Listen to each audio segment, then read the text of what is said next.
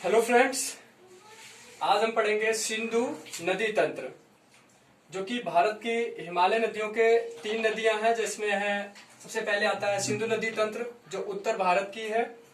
उसके बाद आता है गंगा नदी तंत्र, जो मध्य भारत की है। उसके बाद आता है हमारा पूर्वी भारत, जिसको बोलते हैं ब्रह्मपुत्र नदी तंत्र। भारत में हिमालय नदियों के 3 तंत्र हैं, जिनमें से हमने पार्ट 1 में डिस्कस कर लिया है हिमालय नदियां और मानसूनी नदियां। आज हम डिस्कस करेंगे हिमालय नदियों में सबसे पहले सिंधु नदी तंत्र।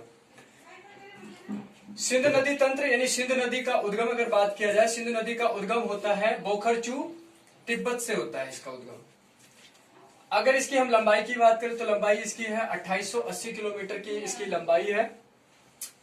बोखरचू से ये निकलती है, तिब्बत से होते हुए ये यानी भारत के लद्दाख यानी दम चौक से ये प्रवेश करती है भारत में। तिब्बत से होते हुए भारत के जम्मू यानी कि लद्दाख वाले एरिया से यानी दम चौक से ये भारत में प्रवेश करती है। और चिल्लड़ नामक पाकिस्तान यानी चिल्लड़ पाकिस्तान यानी कि जो हमारा आपका लद्दाख में पड़ेगा, यहां से क्या करती है, ये पाकिस्तान में प्रवेश कर जाती है इंडस नदी। भारत में जो सिंधु नदी जो बहती है वो 1440 किलोमीटर केवल बहती है। और सिंधु नदी की जो लंबाई है अभी हमने बताई थी आपको 2880 किलोमीटर है, पर भारत के अंदर इसका प्रवाह 1440 किलोमीटर है। पाकिस्तान की ये जीवन रेखा कहलाती है। सिंधु नदी तंत्र सिंधु नदी पाकिस्तान की जीवन रेखा कहलाती है। और सिंधु घाटी सभ्यता सिंधु नदी पर ही विकसित हुई थी। अब आते हैं हम सिंधु नदी के जो है सिंधु नदी एक समझौता हुआ जब पंडित जवाहरलाल नेहरू समय के हमारे प्रधानमंत्री थे। तो उस समय क्या हुआ था, एक नदी समझौता हुआ था जिसमें भारत 20% जल का उपयोग कर सकता है। यानी सिंधु नदी के जल का उपयोग भारत 20% करेगा और 80% जल का उपयोग कौन करेगा, पाकिस्तान करेगा। ये 1961 में तत्कालीन जो प्रधानमंत्री पंडित जवाहरलाल नेहरू के समय ये समझौता हुआ था, जिसे सिंधु नदी समझौता कहते हैं। ये 1961 में हुआ था। अब आते हैं तिब्बत, जो हमारी ये नदियां हैं यानी सिंधु नदी तंत्र है, ये बहुत बड़ा जाल है। अब इसकी कुछ सहायक नदियां हैं, जैसे कि झेलम नदी। झेलम नदी का अगर उद्गम स्थान की बात करूं तो झेलम नदी का उद्गम होता है बेरीनाग यानी बेरीनाग के निकट शेषनाग झील से इसका उद्गम होता है। यानी झेलम नदी का उद्गम बेरीनाग के शेषनाग झील से होता है। और ये किसकी सहायक नदी है, ये चेनाब की एक सहायक नदी है। आगे आते हैं, दूसरी नदी हमारी है यहाँ पे झेलम के बाद आता है चेनाब। चेनाब जो रिवर है, चेनाब रिवर की लंबाई है 1180 किलोमीटर। और ये कहां से निकलती है, बारालाचाला दर्रे से निकलती है। अच्छा, एक बात ये भी ध्यान रखना है कि चेनाब नाम की कोई नदी नहीं है। बारालाचाला दर्रे से, बारालाचाला ये दर्रा है और इसके पास यानी पास मतलब होता है दर्रा, यानी जो 2 पहाड़ों के बीच में जो गलियारा होता है उसे बोला जाता है दर्रा। यानी 2 पहाड़ों के बीच जो नदियों के द्वारा एक कटाव उत्पन्न कर दिया जाता है और कुछ समय बाद नदियां वहां से अपना स्थान जो है परिवर्तित कर लेती हैं और वहां पे जो आवागमन के लिए एक रास्ते का निर्माण करती हैं, जिन्हें बोलते हैं पास यानी दर्रा बोलते हैं। अब यहाँ से जो है बारालाचाला दर्रा जो है, यह बारालाचाला दर्रा जो हिमाचल प्रदेश में है। अब यहाँ से एक चंद्रा नाम की नदी निकलती, दूसरा भागा, यानी चंद्रा और भागा नदी मिलके ये क्या बना देती, चेनाब नदी का निर्माण करती हैं। अब आ जाते हैं, हमारी जो थर्ड नदी है वो है रावी नदी। रावी नदी का उद्गम हिमाचल प्रदेश से होता है। यानी रावी नदी जो है, ये रावी नदी कहां से निकलती है, हिमाचल प्रदेश से निकलती है। और कहां से निकलती है, रोहतांग दर्रे से। यानी रोहतांग दर्रे से रावी नदी हिमाचल प्रदेश से ये बहती हुई ये किसकी, झेलम की जो है सहायक नदी बन जाती है। ब्यास नदी चौथे नंबर की जो हमारी है, ब्यास नदी। ब्यास नदी रोहतांग दर्रे से निकलती है, ब्यास कुंड से। यानी ब्यास नदी कहां से निकलती है, रोहतांग दर्रे से ब्यास कुंड से ये निकलती है। और ये किसकी सहायक नदी है, ये चेनाब की सहायक नदी बनेगी इधर आके। सतलज की सहायक नदी है ब्यास नदी। और कहां से निकलती है, तो ब्यास कुंड से निकलती है, रोहतांग दर्रे के पास ब्यास कुंड से निकलती है। अब 5th नंबर जो है सतलज नदी है। और सतलज नदी कहां से निकलती है, तो ये तिब्बत वाला एरिया है जिसे बोला जाता है रकसताल। क्या बोला जाता है? राकश ताल। कहाँ पे है ये? राकश ताल पड़ता है तिब्बत में। कहाँ पे पड़ता है?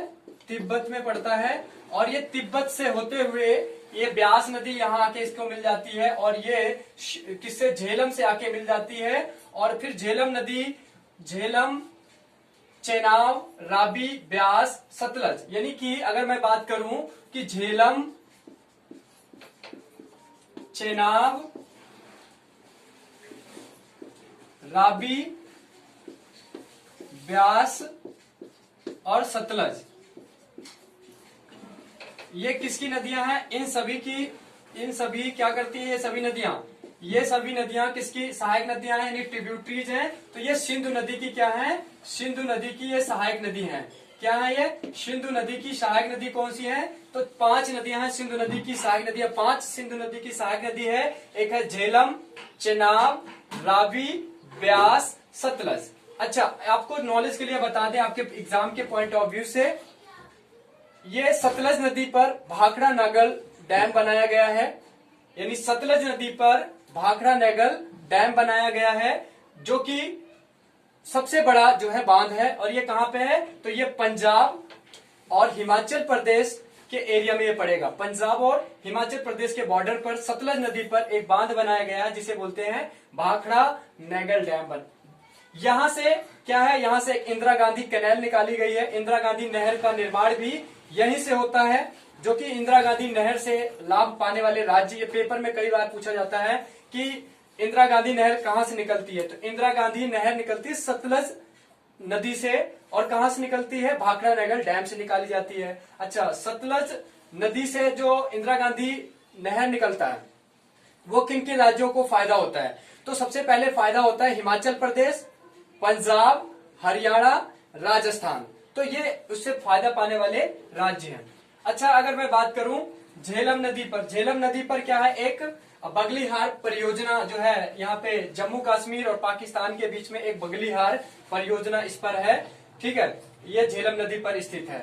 तो ये सारा था। अब मैं बात करूं कि यहाँ पे जो ये 5 नदियां, यानी सिंधु नदी, और ये क्या है हमारी सिंधु नदी, और इसकी 5 सहायक नदियां झेलम, चेनाब, रावी, ब्यास, सतलज, इसको याद रखना है क्रम वाइज में। कई बार ये पेपर में आता है क्रम वाइज में जो है सिंधु नदी की सहायक नदियों के नाम सजाइए।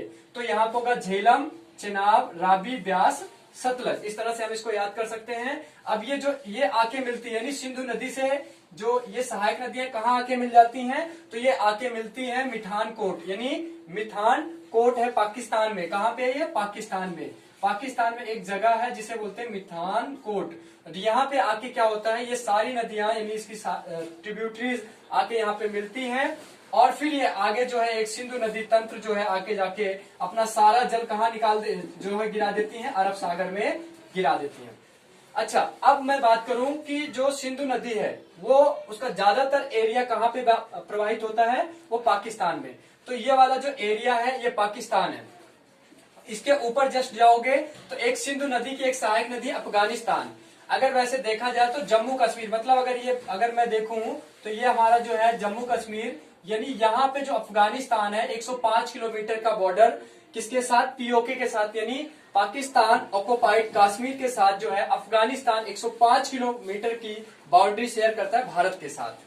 अब आगे अगर मैं बात करूं तो इधर जाएंगे तो इधर हमारा हो जाएगा चाइना, और चाइना के बाद अगर इधर और नीचे आएंगे चाइना, तिब्बत, उसके बाद यहाँ पे आएगा हमारा नेपाल। और नेपाल क्या है? एक बफर स्टेट के रूप में जो है बाउंड्री शेयर करता है। तो ये सारा था, all over point of view था हमारा सिंधु नदी तंत्र का। ये पार्ट 2 है। पार्ट 3 जो है जल्दी लेके आएंगे।